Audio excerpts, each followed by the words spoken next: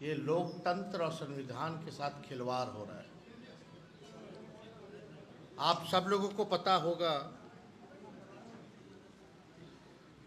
कि election commission ने अचानक से विशेष गहन पुनरीक्षण की घोषणा की है। इसका ये मतलब है कि अभी जो पब्लिश हुआ था वोटर लिस्ट फरवरी माह में, जो फ्रेश घटाव जुड़ाव के बाद अब पूरे 8 करोड़ बिहारियों का वोटर लिस्ट जो है उसको साइड कर दिया गया है। अब नए सिरे से जो है वोटर्स बनाए जाएंगे। अब ये साफ तौर पे सवाल उठता है कि ठीक चुनाव से 2 महीने पहले आप ये काम क्यों कर रहे हैं, और लगभग क्या ये पॉसिबल है कि 8 करोड़ लोगों का 25 दिन के अंदर आप वोटर्स बना लें, डोर टू डोर जाएं, और यही नहीं, ऐसे ऐसे डॉक्यूमेंट्स मांगे गए हैं जो गरीबों के पास होंगे ही नहीं। पहली बार इसकी नए सिरे से कसौटी बनाई जा रही है। ऐसा पहली बार हो रहा है, और ये बिना किसी पार्टी से कोई बातचीत किए। आप गौर कीजिएगा, पिछले महीने चुनाव आयोग ने कहा कि हमने देश भर के राजनीतिक दलों से विशेष कंसल्टेशन शुरू किया है। नए चुनाव आयुक्त के आने के बाद उन्होंने कहा कोई 4000 जगह पे हमने वार्ता की है पार्टियों से। उन्होंने 18 बिंदु का एजेंडा रिलीज किया कि हम इन चीजों पर चुनाव सुधार कर रहे हैं। उन सब में इसका कहीं कोई जिक्र नहीं है। 1 महीना पहले तक चुनाव आयोग देश भर की पार्टियों से बात कर रहा है, कह रहा है हमें ये चीजें करनी है, और इसमें इसका कोई जिक्र नहीं है। और ये महत्वपूर्ण बात है कि केवल बिहार के लिए नहीं, आपने ध्यान से देखा होगा, उन्होंने कहा है बिहार में पहले होगा, उसके बाद पूरे देश में होगा। देश की किसी भी राजनीतिक दल से चर्चा किए बगैर इतना बड़ा कदम उठाना, जो कि देश के चुनावी इतिहास में कभी नहीं हुआ है, ये बहुत ही ऐसा एक प्रस्ताव है जो कि शंका को जन्म देता है। यहां चुनाव आयोग की नीयत पर सवाल उठाना मेरा काम नहीं है, मैं केवल बता रहा हूं कि कितनी अनहोनी चीज इस वक्त की जा रही है। इसके कानूनी पक्ष को देखिए। भारत ने ब्रिटेन के चुनाव की पद्धति अपनाई, जिसमें सरकार का, चुनाव आयोग का, चुनाव अधिकारियों की जिम्मेवारी है कि वो सभी नागरिकों को वोटर लिस्ट में शामिल करें। अमेरिका में बिल्कुल दूसरी पद्धति है। अमेरिका में वोटर की जिम्मेवारी होती है कि वो जाके इलेक्शन के ऑफिस में साबित करे कि मैं वोटर बनना चाहता हूं, मेरे को रजिस्टर कर लीजिए। वहां के 2/3 लोग रजिस्टर होते हैं, 1/3 लोग हमेशा रह जाते हैं। भारत ने हमारी अपनी परिस्थिति के लिए ठीक किया कि सरकार की जिम्मेवारी है कि हर वोटर को एनलिस्ट किया जाए, लेकिन पहली बार इस कानूनी जो प्रक्रिया है, जो ओनस है प्रूफ का, वो पलटा जा रहा है। अब पहली बार वोटर से कहा जा रहा है कि तुम साबित करो। कैसे? चुनाव आयोग ये कह रहा है कि रिवीजन होगा, हर आपके घर पे कोई व्यक्ति आएगा और आपसे ये कहा जाएगा कि यदि 2003 की लिस्ट में आपका नाम था वोटर लिस्ट में, तब तो ठीक है, तब आपका नाम शामिल हो जाएगा। लेकिन अगर नहीं था तो आपको साबित करना पड़ेगा कि आप भारत के नागरिक हैं। अब देखिए, बिहार में इस वक्त अंदाजन 7.5 करोड़ वोटर हैं। जनसंख्या के हिसाब से बिहार में कोई 8 करोड़ होने चाहिए, 8.08 करोड़। बिहार में आप 8 करोड़ पकड़ लीजिए, 8 करोड़ बिहार में वोटर होने चाहिए। इन 8 करोड़ में कोई 3.5 करोड़ तो ऐसे हैं जिनकी उम्र 40 साल से ज्यादा है, यानी कि वो लोग हो सकता है 2003 की लिस्ट में नाम रहा। 40 में इसलिए कह रहा हूं कि जिसकी उम्र 40 से कम है वो तो 2003 में मतदाता हो ही नहीं सकता था, है ना। तो 8 करोड़ में से केवल 3.5 करोड़ ऐसे हैं जो कि उस वक्त हो सकता है, उनमें सब होंगे नहीं, किसी का नाम गलत लिखा गया होगा, किसी का रेजिडेंस बदल गया होगा, किसी के तमाम लफड़े होंगे, कोई हो सकता है उस समय बाहर गया हुआ हो काम करने के लिए, तो 3.5 का भी 3.25 निकलेगा फाइनली। अब 3.5 पकड़ लीजिए। 3.5 ऐसे हैं जिनके पास ये संभावना है कि वो घुमा फिरा के दिखा देंगे, देखो मेरा नाम था, शामिल कर दो। 4.5 करोड़ लोग बिहार में ऐसे हैं जिनकी आयु 18 से 40 वर्ष के बीच में है। अब देखिए इन लोगों के साथ क्या होगा।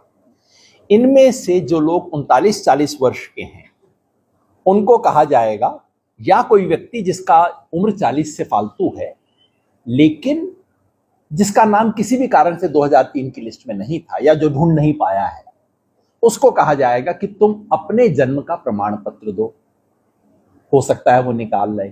उसको कहा जाएगा तुम साबित करो, और लिस्ट में 8-10 दिए गए हैं लेकिन प्रभावी 3 है जिनका है। नंबर 1, या तो आप अपना जन्म का प्रमाण पत्र दीजिए, या आप school leaving certificate, high school का सर्टिफिकेट दीजिए, या फिर आप अपना जाति प्रमाण पत्र दीजिए। बाकी जो है वो बिहार में किसी के पास नहीं। पासपोर्ट लेके आइए, आप अपना सरकारी नौकरी आपके पास है तो उसका लेके आइए, पैन कार्ड और ये सब पे लागू नहीं होता। 3 बड़ी चीजें हैं जो आप साबित कर सकते हैं। तो अगर आप 40 वर्ष से ऊपर हैं, जैसे मैंने कहा 20-25 लाख ऐसे केस निकल आएंगे, 40 वर्ष के ऊपर है, 39-40 की उम्र के हैं, तो आपको अपना साबित करना पड़ेगा। ठीक है, ये हो गया। उसके बाद 4 करोड़ लोग ऐसे हैं, ये मैं बता देता हूं, 85%, ये जो बच गए ना, ये 4.76 करोड़ लोग हैं बिहार में जो कि 40 वर्ष के ऊपर के हैं। उनमें से 85% ऐसे हैं, मतलब आप फिर मोटा समझ लीजिए 4 करोड़। 4 करोड़ ऐसे हैं जो कि 20 और 40 के बीच के हैं। इनको प्रमाण देना पड़ेगा, अपना नहीं, अपने मां या पिता का प्रमाण देना पड़ेगा। मां पिता का प्रमाण, या तो आप उनका बर्थ सर्टिफिकेट लाइए, या उनका कास्ट सर्टिफिकेट लाइए, या उनका स्कूल लिविंग सर्टिफिकेट लाइए। और जो बच गए 15-20 लाख, 20 के बीच में है, ये 11% हुए, नहीं 50 लाख जो बच गए, उन्हें मां और पिता दोनों का प्रमाण पत्र लाना पड़ेगा। केवल मां या पिता का नहीं, मां का भी और पिता का भी, दोनों का प्रमाण पत्र लाना पड़ेगा, या तो स्कूल लिविंग सर्टिफिकेट, या बर्थ सर्टिफिकेट, या कास्ट सर्टिफिकेट। अब हम सब बिहार में रहते हैं, आप सब रहते हैं, आप सब जानते हैं बिहार में कितने लोगों के पास सर्टिफिकेट होगा। फिर भी हमारे साथियों ने रिसर्च की और मैं आपको बता देता हूं बिहार में कितने लोगों के पास ये सर्टिफिकेट है। सन 2001 से 5 के बीच में बिहार में सर्वेक्षण हुआ, नेशनल फैमिली हेल्थ सर्वे, सरकारी सर्वेक्षण है, मैं कोई व्यक्तिगत बातें नहीं कर रहा। उसके हिसाब से बिहार में 2.8% लोगों के पास बर्थ सर्टिफिकेट था। 100 बच्चों में से 3 के पास बर्थ सर्टिफिकेट नहीं है बिहार में। मैट्रिकुलेशन, टोटल मैट्रिकुलेशन जो 40 से 60 साल की उम्र के लोग हैं जिनके लिए रेलेवेंट है, क्योंकि याद रखिए मुझे अपना नहीं अपने माँ बाप का सर्टिफिकेट देना पड़ेगा, इसकी उम्र 40 से 60 होगी। उसमें केवल 10 से 13% लोग ऐसे थे जिन्होंने मैट्रिक पास की। जिसने मैट्रिक पास नहीं की वो सर्टिफिकेट कहां से लाएगा, वो हो गया। कास्ट सर्टिफिकेट कितनों के पास था, इसका भी सर्वेक्षण हुआ है बिहार में। जो एससी हैं उनमें से 20% के पास कास्ट सर्टिफिकेट है, और जो ओबीसी हैं उनमें से 25% के पास कास्ट सर्टिफिकेट है। आप सारे को जोड़ लीजिए लमसम, ज्यादा से ज्यादा 1/3 लोग मिलेंगे जिनके पास इन तीनों में से कोई भी एक सर्टिफिकेट होगा। अब आप बताइए 4.5 पौने 5 करोड़ लोगों को साबित करना होगा कि उनके पास कि वो उन्हें एक एफिडेविट देना पड़ेगा, एफिडेविट के साथ में इनमें से कोई एक सर्टिफिकेट अटैच करना होगा, और सिर्फ 1/3 के पास होने की गुंजाइश है। बाकी 3 करोड़ लोग कहां जाएंगे, कैसे साबित करेंगे? और याद रखिए, ये सारा खेल 1 महीने में पूरा हो जाएगा।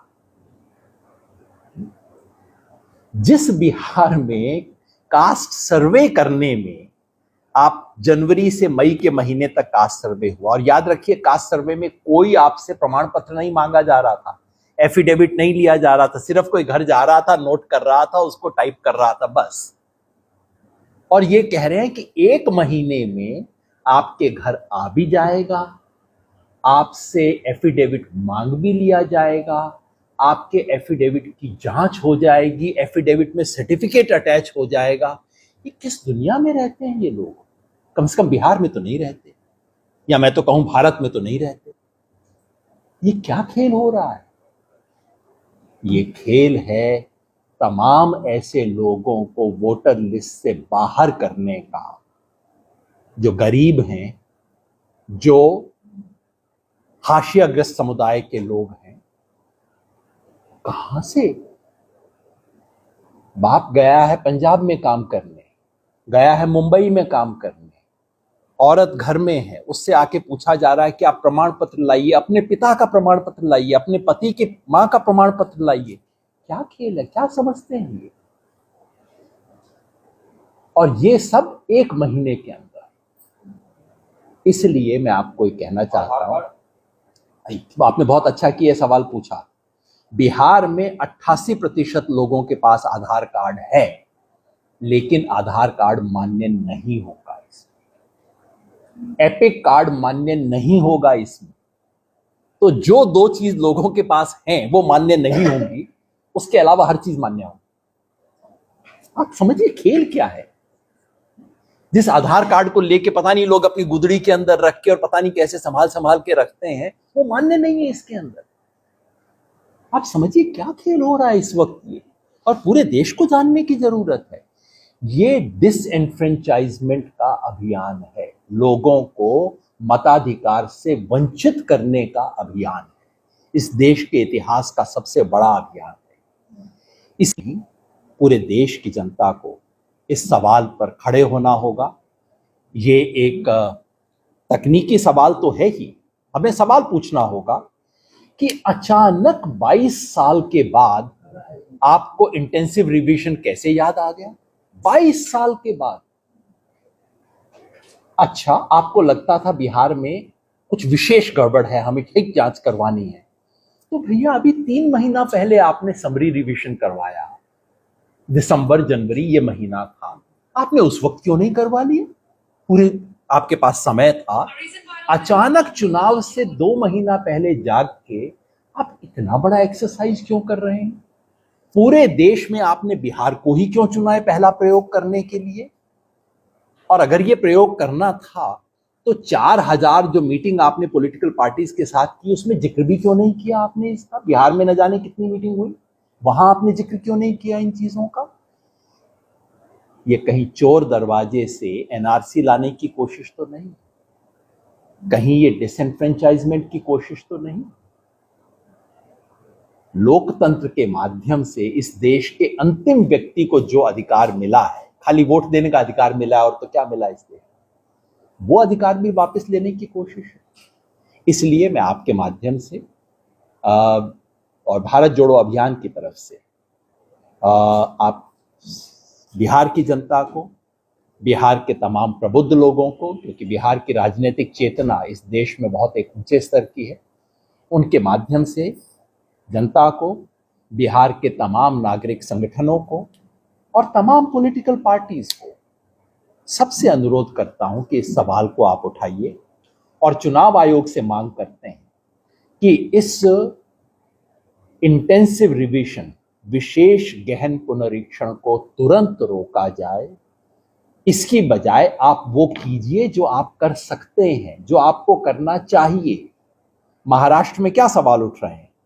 कि आपने इतने नाम जोड़ दिए, काट दिए, जो आपकी प्रक्रिया थी वो आपने फॉलो नहीं की। तो भैया 1 महीने में जो आप कर सकते हैं अपनी प्रक्रिया को ठीक से फॉलो करते हुए पारदर्शी तरीके से जो भी बदलाव करना चाहते हैं वो कीजिए, चुनाव होने दीजिए। चुनाव से पहले इतना बड़ा इस तरह का खेल मत कीजिए। भारत के चुनाव आयोग में आज उसकी जो भी स्थिति हो, चुनाव आयोग एक संवैधानिक संस्था है। इस देश के चुनाव में लोगों की आस्था है और इसलिए हम सब की जिम्मेवारी बनती है कि चुनाव आयोग से इतनी तो उम्मीद करें कि वो इस देश के अंतिम व्यक्ति को वोट देने के अधिकार से वंचित नहीं करेगा। धन्यवाद।